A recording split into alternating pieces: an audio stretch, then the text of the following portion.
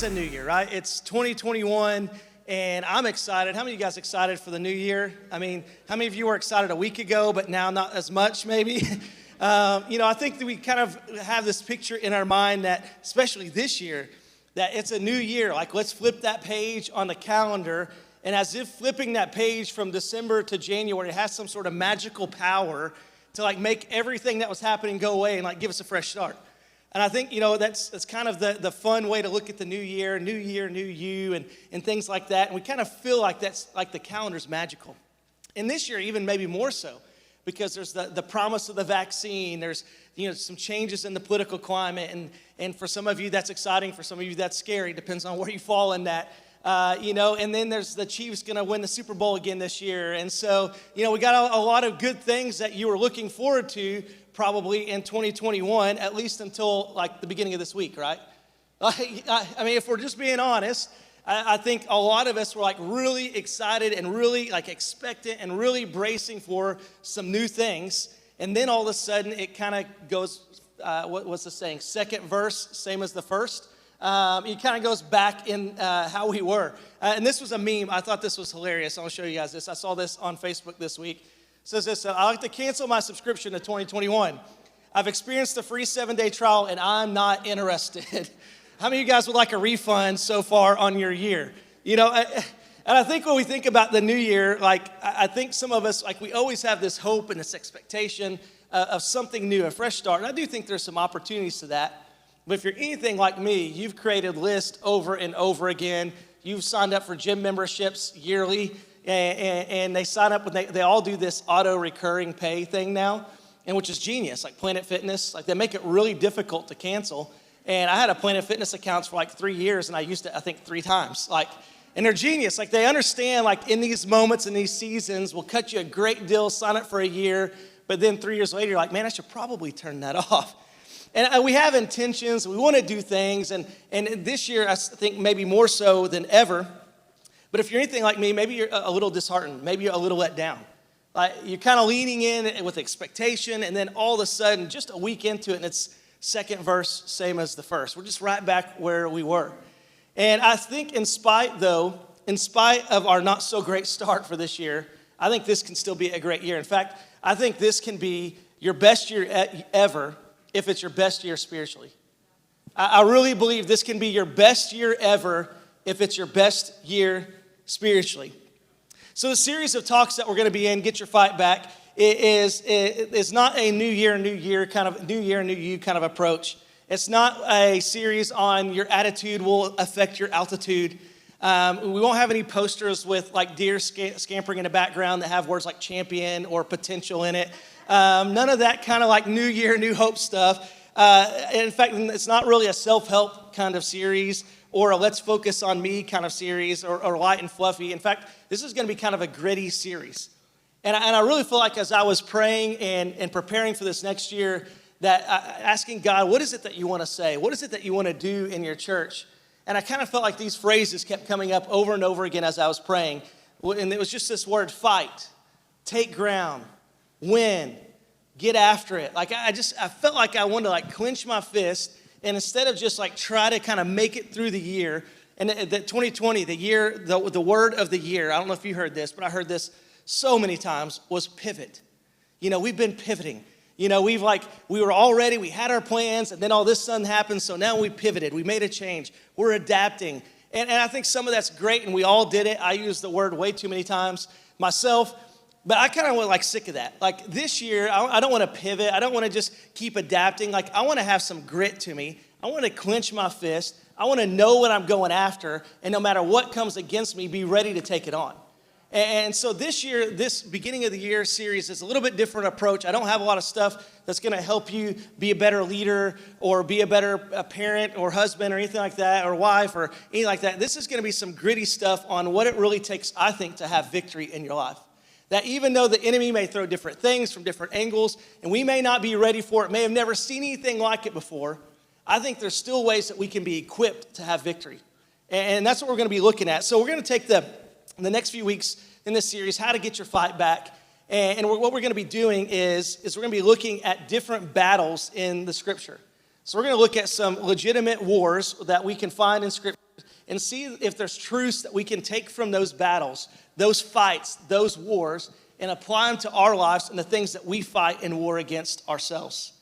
But before we get too deep into this, and maybe you get the wrong impression, I want to set the kind of tone of what kind of fight we're talking about here. Ephesians 6 says this: our fight is not against people on earth. We are fighting against the rulers and the authorities and the powers, not of one political party or the other, of the world's darkness. We are fighting against the spiritual powers of evil in the heavenly places. So the fight that we're talking about, the grit, the fist clenched mentality that we're kind of leaning into, is not me giving you permission to charge or incite or punch any person you disagree with, okay? This is not like my pastor told me, if I don't like you, or if you're against me, if you're not against me, if you're not for me, you're against me, and just start punching people. That's not what I'm doing. I'm not inciting us for any type of siege or war physically. I'm bringing us to attention that there's something maybe more powerful, there's something maybe more serious, something maybe more, maybe not tangible, but more life-altering at stake. And I think it happens in the spiritual. So over the next few weeks, we're going to be looking at some different stories. And so this week, we're going to start in 2 Kings. So if you got your Bible, that's cool. If not, it's all in the notes. Fit all the whole story in your notes this weekend. So this is a story of Elisha, who was the prophet that followed Elijah. And so Elisha is here, and this is near the end of his life, and we're kind of picking up here on a story of this prophet and a king, the king of Israel at the time. So it says this: now when Elisha had fallen sick with the illness of which he was to die, Joash, the king of Israel, went down to him and wept before him, crying, my father, the chariots of Israel and its horsemen. And Elisha said to him, take a bow and arrows. And so he took a bow and arrows. So what's happening here is Joash and Israel, they're under attack. And they recognize they're outmanned, they're outnumbered, they've got superior weapons, and it's just not going good. And so he turns to Elisha and asks for help. And Elisha says, take a bow and arrows. Then he said to the king of Israel, draw the bow, and he drew it. And Elisha laid his hands on the king's hands. And he said, open the window eastward. And he opened it. Then Elisha said, shoot, and he shot. And he said, the Lord's arrow of victory, the arrow of victory over Syria. For you shall fight the Syrians in effect until you have made an end of them. And then he said, take the arrows. So Elisha's talking to Joash here. Take the arrows. And he took them, and he said to the king of Israel, strike the ground with the arrows. And he struck them 3 times and stopped. Then the man of God was angry with him and said, you should have struck 5 or 6 times. Then you would have struck down Syria until you have made an end of it. But now you will strike down Syria only 3 times. So Joash, in this story, we get a picture of Joash, the king of Israel. He's got a physical problem. Physical problem is this: he's the king. He's responsible for protecting the people, for protecting his country, for protecting the economy, all these different things. He's in charge. He's the authority. And in this moment, he finds himself unable to do the thing that he was called and equipped to do. He's called, equipped to be the king, but yet he can't do his kingly thing. He can't protect them. They're outnumbered. This enemy has come against them, and they had come against them pretty regularly. And this time he knows, I've got no shot. I can't defend. Our walls won't hold. At the very beginning of the story, he says the chariots and the horsemen, and what he's basically saying is our best of our battle, our chariots and our horsemen, they're gone. And so he goes in a last-ditch effort to Elisha, and he takes his physical problem to him and says this, like, hey, Elisha, I know that you're a man. He's a prophet, and I know you're a man that's done some incredible things, some incredible miracles. And I've done everything I can do. Now I'm coming to you and saying, hey, do you got one more in you? Like, I know you're sick. I know. If you notice in the conversation, he didn't check in on Elisha. He didn't like, hey, before I tell you what's going down, I just want to check in on you. You know, I love you. I care for you. No, like, he didn't have time for that. They're literally under siege. He had to get right to it. He comes to Elisha and says, my father, we need help. We need a miracle. Some of these things that I've known and I've seen that you've done in your past, I need you to do something like that again. He's asking Elisha to do something miraculous. And so in this story, we see that Elisha places his hand on Joash's.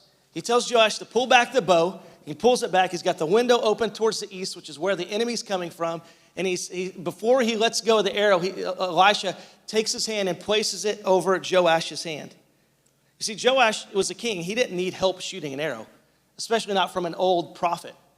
He didn't need help. He didn't need direction on how to hold the bow. He would have been trained formally. In fact, in those days, the king was more than often the leader of the army. So he would have been trained. He would have been well equipped to shoot a bow. Elisha was not helping him take a more accurate shot. Was not helping him pull back the tension on the bow. Elisha, in that moment, was about to use what little he had left to do something supernatural. Elisha was about to merge the spiritual with the physical. So he asked Joash to pull back the bow. That's a physical act. Joash was about to let go of the arrow. That's a physical act. But before that happened, Elisha says, hold on. Let me put my hand on you. And I think our physical problems, in this moment we see this play out, but our physical problems often have spiritual solutions. Here's Joash being invaded, and instead of Elisha just calling down fire like Elijah had done on a mountain, or taking a sword himself, which Elijah, his mentor, had done that, and taken on some bad guys, Elisha takes his hand and puts it on and transfers something spiritually onto what Joash is about to do physically. And in fact, this brings up a great topic for us. This is why we do things at VML like 21 Days of Prayer. This is why we take specific amounts of time and we say, hey, we're going to focus in, we're going to lean in, and we're going to do something spiritually. Because we believe that our physical problems often have spiritual solutions. And in fact, I believe that to be true, not just for myself personally, not just for yourself personally or spiritually or relationally. I believe that's true for our city. I believe that's true for our state. In fact, I believe that's true for our nation. You know, where people are swinging and knocking windows out and doing different things and sieging the Capitol, physically taking on the battle, physically taking on the fight, physically trying to make their way, trying to bring what they imagine is hope or justice or truth or whatever it is that they believe that they're fighting for, not accomplishing that and almost creating more division. Well, that's because maybe the physical problem that we see in our nation doesn't have a physical solution. It has a spiritual one. And so for us, we go to God, especially when we don't know what to do. Joash was a smart dude. He had done everything he knew how to do, probably prepared the armies. You on this wall, you on this wall. Let's put these guys over here. They were outflanked. They were outnumbered. And I think we often do that. We kind of get to a place where we do everything we know how to do. Then we go to God. And I think God hates being second sometimes. But here's what's cool about God is he still says, come on. And so we have a moment. Maybe you haven't been pursuing him as much recently. Maybe last year wasn't your best year spiritually. But you have a moment right now where you can lean in with us and say, hey, I want to make this the best year ever by making it my best year spiritually. And I know this is possible because I can look at the life of Paul. Look at the life of Paul. Paul wrote most of the New Testament from a prison cell. Paul planted churches and encouraged churches and wrote doctrine and encouraged pastors from a prison cell. Paul did this while he's being tortured, while he's being beaten. Paul was still pushing the gospel forward. Would you say, Paul, is that your best year ever? Like when you planned out your 2021, when you made your vision board for the year and, put it up in your house and like, these are all the things I want to accomplish. Is this what you had imagined? I guarantee you he would say, no, that was not on my vision board. This is not what I'd planned. But yet what he said is, I believe if I lean into the spiritual, that God can still use me to do the things he wants me to do in spite of what's happening physically around me. And that as a spiritual entity, as Christians, as believers, we believe that. We believe that no matter what's going on around us, we can still have purpose, that we can still see God's will move in us and through us, that even if the rest of the world's falling all around us, that we can still have something that we cling on to, the hope of Jesus Christ. And so that's why we do this, 21 Days of Prayer, and I want to invite you to do this, the 21 Days of Prayer and Fasting. We're starting it today, and it's going to go through January 31st, and we're going to pray Monday through Friday on Facebook at 7 a.m., so you can jump on there and pray with us there. On Saturdays, we're going to pray in person at a friend of ours' church, Azaic Church, which is just right down the road. It's on right off of Kellogg and Webb, just on the south side of Kellogg. So it's like a 5-minute drive. So if you drove here today, you can make it there too. It's 5 minutes from here. But we're going to pray in person. So we'd love to have you, if you are able, Saturdays at 9 in the morning, just for 3 weeks, 3 Saturdays in person. And then we'll pray on Sundays as well. But I believe this is going to be the best year that VMS had. I mean, we're only a year old. But and I don't know that it can get a lot worse than planting a church in the middle of a pandemic. But I believe it's going to be the best year we ever had because I believe God's going to do some more significant spiritual things as we lean into him. And I believe he wants to do that in your life as well. And so praying and then fasting. In fact, if you want to know more about fasting, we've got a post going out this afternoon that's going to explain what that is. So if you've got questions about fasting or different kinds of fasting, we'll explain all that. But I would love for you to make this a significant spiritual year. And I believe if you've got some physical problems, the first thing you do is look for a spiritual solution. So let's keep moving. So Joash needed the power of God in that moment more than he needed the power from his pull. Like in that moment, more than Joash pulling the arrow, what's one arrow going to do against an army? And what that was symbolizing was the whole power of God, the whole miracle-working, supernatural authority of God moving through Elisha onto that arrow. It was, in essence, saying, I've got a part to play, but I'm recognizing my part's not that big. It's going to take God too. And so that's that transferring of power that we see. Joash needed that. His best shot had no chance, Joash. Most accurate shot had no chance. No matter how sharp the arrow was, no matter how far he could pull it back, it would not defeat the army. And I think what we see right here, this is an important truth for us today, is that God can do more with what we can't see than what we can do with what we can see. God can do more with what we can't see. Joash is pulling back the arrow going, what is this going to do? Elisha's having me point an arrow toward the enemy. If anything, I'm just going to tick them off. Like, they're going to see an arrow hit their feet, and they're like, oh, we're coming for you, dude. You should not have done that. You know, like, and so what we see here is that what Joash couldn't see, the arrow is not going to make a difference. God says, hey, it can make a difference. And so in verse 17, it says this. I don't have it here, so I'll just have to read it to you. I think it's in your notes there. Verse 17 says, and he said, open the window eastward, and he opened it. And then Elijah said, shoot, and he shot. And he said, the Lord's arrow of victory, the arrow of victory over Syria. For you shall fight the Syrians in effect until you have made an end to them. So in this moment, we see where Joash shoots his arrow towards the enemy. And in this time in history, a shot towards an enemy was an act of provocation. The armies would often stand across each other and face each other, sometimes for days or weeks before they would actually go into battle, sizing each other up. We see this in the story of David and Goliath, where the Israel army is standing there and the Philistine army's on the other mountain, and there's a valley in between, and they're not fighting, they're just waiting. There's this moment, but shooting an arrow across towards the enemy, that's an act of provocation. It's an act of saying, hey, I want to pick a fight. Hey, you may be coming against me, but I'm not scared of you. I think there was a reason that Elisha had him take that shot. So before they got to where they were at, it's almost as if Elisha was putting some faith in him that, hey, not only can you take your shot, I'm promising you victory. In fact, Elisha says that. He says, the arrow of victory, the arrow of victory. This shot was an act of faith. And I think sometimes we get in these moments where we're kind of like in battles and we're fighting and we're doing the best we can, and we've done all that we can do, then we just stop. And it's like, I've done all that I can do. But maybe there's something else significant that we can do. Maybe there's something else spiritual that we can do that would take us from a place of I'm just doing the best I can to actually having victory. And in fact, I think we see this right here. It's easy to provoke the enemy when you have the promise of victory. When Elisha's yelling, hey, victory is coming, you're going to defeat the Syrians, I bet as the king, he kind of got a little excited. Like, I've heard some stories about what Elisha has done and what Elijah has done. And if he's promising victory, I'm trying to hit somebody. I'm not just going to shoot towards them. I'm going to really tick them off, you know? And so this boldness rises up in him. Why? Because there's a promise of victory. And I think for some of us, maybe we've not had that grit to us because we've not felt like that there's victory is possible. We fought the fight for a long time. Maybe it's with a habit or an addiction. Maybe it's with a relationship or a tension. Maybe you've been in a place financially for a long time and you've not been able to dig yourself out. And you've dug and you fought and you dug and you fought and you've done everything that you know to do. And you've not found yourself having any victory. So you quit provoking the enemy. You said, maybe if I can just stay back far enough, they won't see me. You ever watch the movies like when there's this great battle going on and there's always the one guy that's hiding in the shadows? I think sometimes we do that with our faith. Like we've tried enough, we've dug enough, we've swung enough, and it's just not quite seen the victory. And so then we just try to hide in the shadows.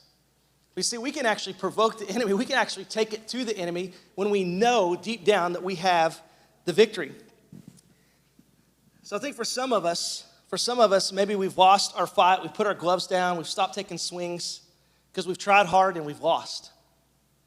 I mean, we've tried hard and we've lost. I don't know about you, but I've done that before. I like giving it my best effort, especially at the beginning of the year. I started working out with my friend Ryan over here, and had a plan to work out 3 days this week. Guess how many days I worked out? No, I got one. Come on, man. I got one in. And like I was like gonna go buy protein and like get all this. Here we go. Let's go. Got 1 day in. Like I'm just being honest with you guys. Maybe you've been there too, where you like make a plan and you're ready to get your fight back, and you start taking some swings. It's like, oh, I remember what this is like. This is hard.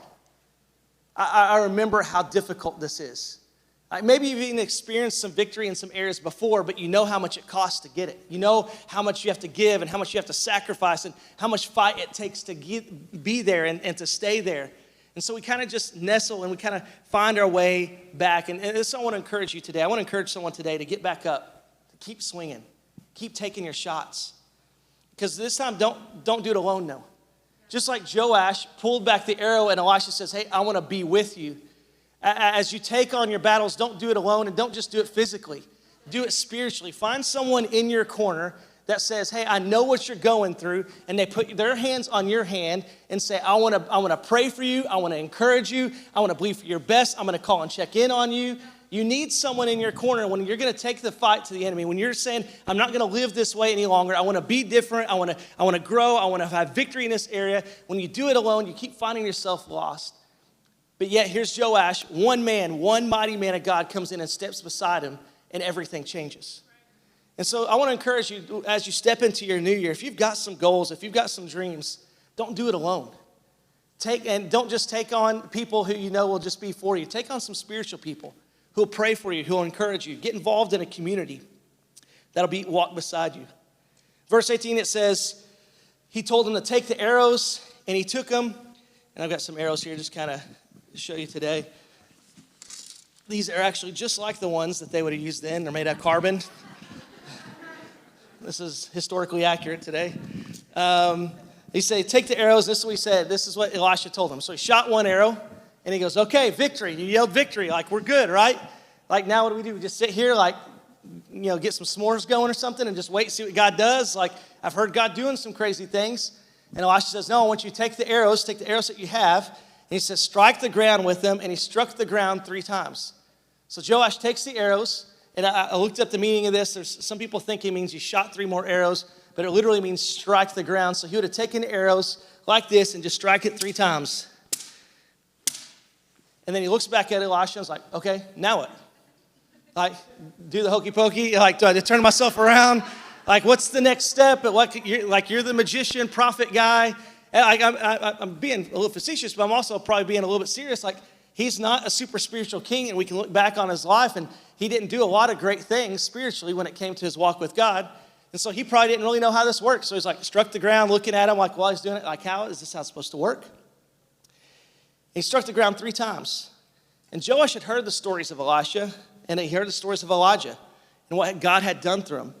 Yet when they were under attack, he panicked, he cried, he begged for help, and then he responded, in my best interpretation, pretty half-heartedly.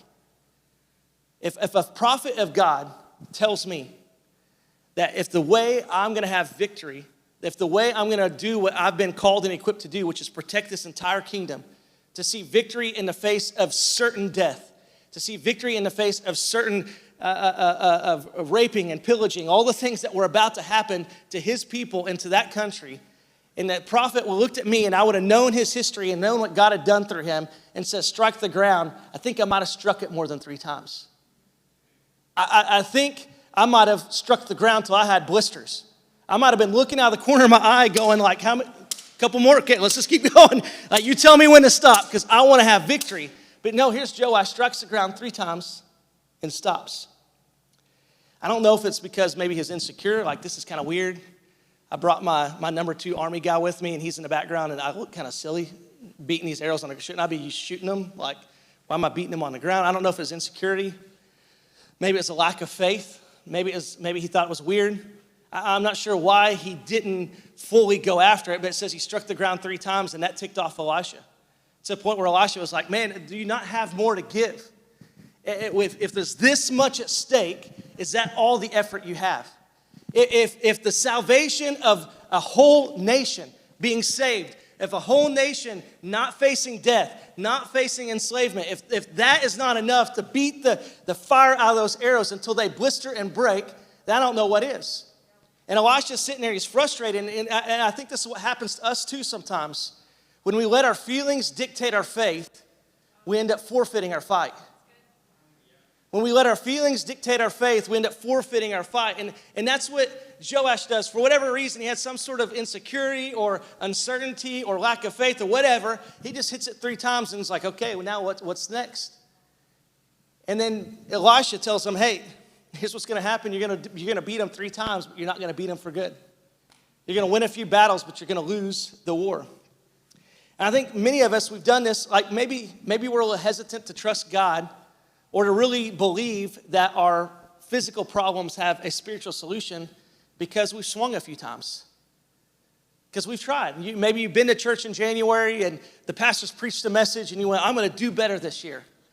And so we can end up being a little hesitant and we just kind of, give God just a couple little swings. And like, I prayed a prayer. I did that Bible reading plan for a whole week. I've been praying. I've been asking God to move on my behalf and nothing's happened. I gave it a good shot. I don't know about you, but I've done that before, if I'm being honest, where I felt like, man, I really need some breakthrough here, so I'm going to give God all that I have. I believe that there's probably a spiritual solution to this, so I'm going to pray, and I give God some effort. I swing it a couple times, and I look up towards the heavens, and I'm like, where's the fire? I can see my enemy coming, and I don't see, stones being hurled at him yet. Like, where's it at, God? I petitioned you. I swung a few times. Now what are you going to do? It's almost as if we're treating God as if he's some sort of vending machine. If I put in a few quarters, what are you going to do for me? If I do a few things, what are you going to, if I pray a few prayers, if I read my Bible a few times, now what are you going to do for me? And Elisha gets so frustrated with him. It's like, there's more to give. You gave up too early.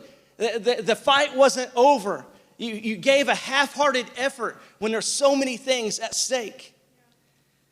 And I think we're too okay with sitting on the sidelines and just living an okay life. Joash was like, hey, I struck the ground 3 times. Elisha says, well, you'll beat him 3 times, but you won't win the war. He's like, hey, it's better than nothing. We're about to lose today. And I think sometimes we kind of get into that place where we're kind of like, hey, it's not as bad as it used to be. I moved my life a little bit forward. I'm doing a little bit better. But let me tell you this. Our world needs you engaged in a spiritual battle. Our world does. Your family needs you engaged in a spiritual battle. Your spouse or your future spouse needs you engaged in a spiritual battle. This church needs you engaged in a spiritual battle. And we don't need people who just do a few things and then just wait for a Hail Mary type miracle. We're believing and trusting God that he would do everything that he says he can do. But if the prophet says swing the sticks, swing the sticks. I'm going to beat this until the blisters turn into blessings. I'm going to swing my sticks. I'm going to do what God's called me to do. Everything that God says, John, if you would do this, here's my promise to you. Then I'm going to say, well, if that's the promise, then I'm going to do this until I get that. But here's Joash, and he just swings it a couple times. It's like, it moved my life a little bit forward. I'm better. It's okay. That's not getting our fight back. I'm tired. I gave this illustration a few months ago. I'm tired of fighting like Rocky. Just trying to survive to the last round and have to rely on a Hail Mary, a knockout punch. Every Rocky fight was almost exactly the same. Cover up, take a beating, take a beating, take a beating, take a beating, take a beating, can't see. And then all of a sudden he comes out, he's got to knock him out because he can't score enough points. He knocks him out, then he starts yelling for Adrian. Adrian. Every fight's the exact same. I don't want to fight that way. That's an exhausting way to fight. Paul didn't fight that way. Paul was knocked down. He was beat. He was tortured. He was struggling, yet he continued to find joy. He continued to find purpose. He didn't wait until he died for his life to mean something. No, he made his life mean something in the middle of adversity. I don't want to just take a punch and hope that maybe someday I can have victory. If I'm taking punches, I want to be giving them too. If there's going to be something coming against me, something coming against my family, something coming against our finances, our marriage, our kids, I don't want to just take it and hope that someday a miracle works out and it all makes sense. I want to take the lick back to it. I want to see victory in our lives, and I hope you do too. And what happens when we find victory in our own selves, then we can help other people find victory too. The reason the church is struggling and not finding victory in some things and maybe looks sometimes kind of different and two-faced and diverse, and it can be very difficult for people to know whether they can trust the church, because people throw up Jesus Saves banners while they storm a Capitol and different things, and you find yourself maybe like me going like, that's not who I want to represent me, and it makes it difficult. We find ourselves in this is because we're fighting the wrong fights. We're fighting to be right instead of fighting to be righteous. We're trying to prove our point and try to stand our ground and try to convince someone else to believe something like me, when maybe what we should be doing is going to God in prayer and saying, God, what is it that you want to do in me? How is it that you called me to change? What arrows are you asking me to beat against the ground? And I'm going to focus on what you called me to do. And I believe as God's calling us to do that, just like Joash, if he would have done what God had called him to do, not only would it have affected him, it would have affected an entire nation. And I think that's the potential and the promise that each one of us have. That if we would step into what God has called us to do and do it with everything that we have, not only will it make our lives better, it will affect the people around us as well. Not only will it bring freedom to me, it's going to be freedom to you too. Verse 19, it says, the man of God was angry with them and said, you should have struck the ground 5 or 6 times. Then you would have struck down Syria until you have made an end of it. But now you only strike down Syria 3 times. So Elisha died, and then they buried him. It's the last thing Elisha did. It's the last significant thing that we see that he did with his life. He told someone how to win, told them exactly this is what you got to do, and we see a guy kind of halfway do it and not quite see the victory that he had hoped. See, Joash had a promise of victory, but he quit too soon. Elisha gave everything, his last breath, instructing, encouraging, empowering, imparting this spiritual power, this authority that God had given him onto the hands of Joash. Elisha gave everything, and Joash gave just enough. Elisha gave everything, and Joash gave just enough. Will you give enough, or will you give everything? That's a heavy question. I know, I get that. But I think in our desire to survive and to thrive and to have our own and to eat it too, we can easily become consumed and satisfied with having enough. My marriage is pretty good. My kids are pretty good. They contribute to society-ish, you know. They do their chores-ish, you know. I think we're doing decent with them. That's good enough. Like, we're making enough money. We're surviving. That's enough. What if we got our fight back? What if enough wasn't enough because we weren't just fighting for ourselves, but we're fighting for our city. We're fighting for our neighbors. We're fighting for our family. You see, sometimes when we've done all that we can do, we go to God, and I think we say this, God, okay, it's up to you now. I've done all I can do. And we stop and we wait. We stop and we wait. God, I've done all we can do. It's what Joash does. Elisha, we've done all we can do. Our horses, our chariots, everything I know how to do, I've done it. Done all I can know how to do. But more often than not, I believe the supernatural is unlocked when we take the natural steps of obedience. More often than not, I think the supernatural, that miracle that we need, the thing that we're believing, we're asking, we're saying, God, only you can do this. I've tried everything that I can try. Sometimes when we get to that point, we say, I've tried everything I can try, so now I'm just going to sit back and wait on you.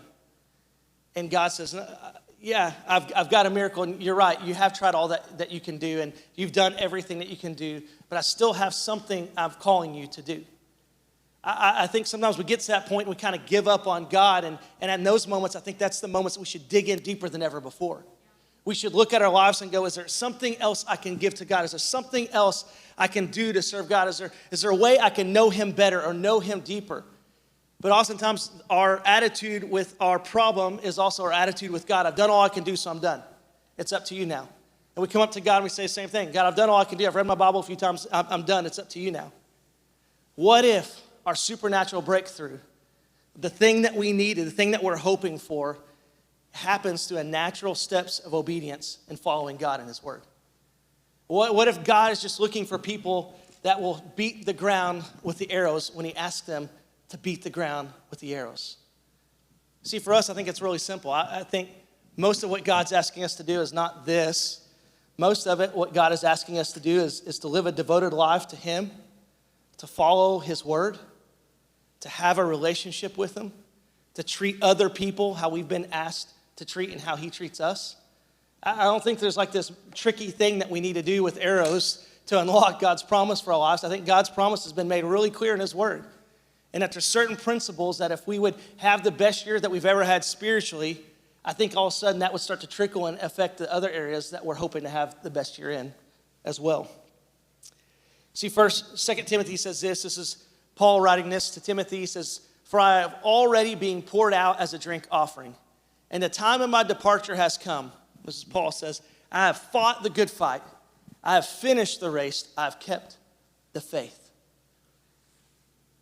Let's not settle for less when victory is possible. Paul, saying these things, having gone through what he'd gone through, says, I've still fought the fight. I've still finished the rest. I've poured out my life. He gave everything that he had. 2 Kings, let's look at the life of Elisha. We know that he just died, verse 20. "For Elisha died and they buried him. Now bands of Moabites used to invade the land in the spring every year. And as a man was being buried, behold, a marauding band was seen, and the man was thrown into the grave of Elisha." So a guy had died. They're throwing his body into the same grave as Elisha because they're about to be attacked again. And it says this: "As soon as the man touched the bones of Elisha, he revived and stood to his feet." He revived and stood to his feet. In the end, when we think it's all over, when we've done all that we can do, God's not done. Get your fight back. When you think you've done all that you can do, when you've taken all the swings that you can take, when you're just hoping, let's just have a little bit better than last year, don't put down your gloves, don't put down your fist. Because even when you've done all that you can do, God's not done yet. Elijah's life had expired. He was dead. He was in the ground. It was his bones. In his bones, God decided to do some work. And man, that's a pretty cool story, but I would love for God to use me while I'm alive too. I would love it if someone would come up and say, "John, I need prayer," and if I prayed for him and God moved. I would love it if you came into church, you said, "John, I'm struggling in this area," and the church surrounded you and prayed for you, and God moved. I would love if you had a need maybe in your finances or in your job or career and you weren't sure how it was all going to work out, the church stood up and prayed for you and you prayed too, and God moved. I don't want to wait till it's over. I want to take the fight now, but even when it's over, here's the good news, is God's not done.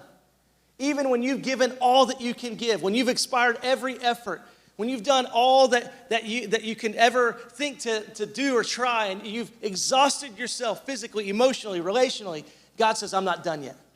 God can take dead things and bring them back to life. So if you're here today and you say, "John, I've swung, I'm tired, I'm done, I don't have anything left to give," that's cool, because God can start where you're at.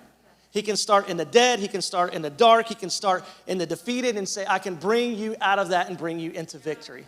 But also, God can also take someone who says, "I've been swinging for a while, but I'm kind of got distracted." And he can say, "Hey, I can reinvigorate that fire in you. All I need you to do is to keep beating the arrows. Keep doing the things that I've called you to do. Beat the arrows until the blisters bring blessing. Don't stop what I've called you to do. Don't stop what I've called the church to do. Don't stop what I'm calling us to do as a church." God's got more in store for us. God's got more in store for you. All he needs is some people who says, "I'm not going to quit. I'm going to keep swinging. I'm going to keep getting back up. I'm not going to take the beating till the end and wait for Rocky to have some miracle moment. No, I'm going to take my battle today, and I'm going to swing, and I'm going to swing, and I'm going to swing." And that's what God is looking for. God could do more in your bones than you can do with your gloves, but that doesn't mean he's not looking for your gloves. Joash, he said, "Pull it back. I want to pray and I want to impart." And then he let it fly. Today, will you pull it back and let it fly again? Have the courage to get back in the fight. Not just for yourself and not just to have a better year, but for the gospel. Because there's souls in the balance. You know that? You know that literally, God wants to do some incredible things in this city. I believe that God wants to see your friends and family saved. But the way that he chooses to work on this earth is through people. He doesn't just sit around and do miracles and just prove himself over and over again. If that's the case, we would have found Noah's Ark a long time ago. You know, there's all those YouTube videos about finding Noah's Ark. No one really knows if it's true. If it's true, why is it not in a museum? If it's true, he'd just make it obvious, right? No, here's what God does. He uses people, broken, normal, everyday people like you and me to move the gospel forward. We need you in the battle. We need you. Let me pray. God, today I pray that you would stir up in our hearts, God, a fire, a fight, a grit to get back in the fight. God, help us to clench our fists. God, help us to take a stand. God, help us to find our boldness. God, help us to find our courage. God, help us to fight like it depends on us, but trust you knowing that it really depends on you. God, I don't want to live my life having something left in the tank. God, I want to give it all. God, I want to give everything that I have, God, to see you move and to see your will take place in this earth. So, God, I pray that you would just encourage me, God, and encourage our church, God, to keep striking the ground, to not give up. To not give up, but to trust you and to trust the process. And if you've asked us to beat the ground, we beat the ground. If you've asked us to pray, we pray. If you've asked us to serve, we serve. If you've asked us to love, we love. If you've asked us to give, we give. God, if you've asked us to obey your word, God, we obey your word. God, if you've asked us to reach out and to invite, we reach out and invite. God, whatever you're calling us to do, God, help us to be a people who don't quit. Help us to be a people who keep fighting. Help us to be a people who clench our fist around the arrows and strike the ground until you bring the blessing and the favor and the victory that you've promised. And God, I thank you that there's no mighty act in the arrow, or else we would take credit. I thank you that the act is in obedience and following you. And when we do that, God, anything is possible. And for that, I say, thank you, God.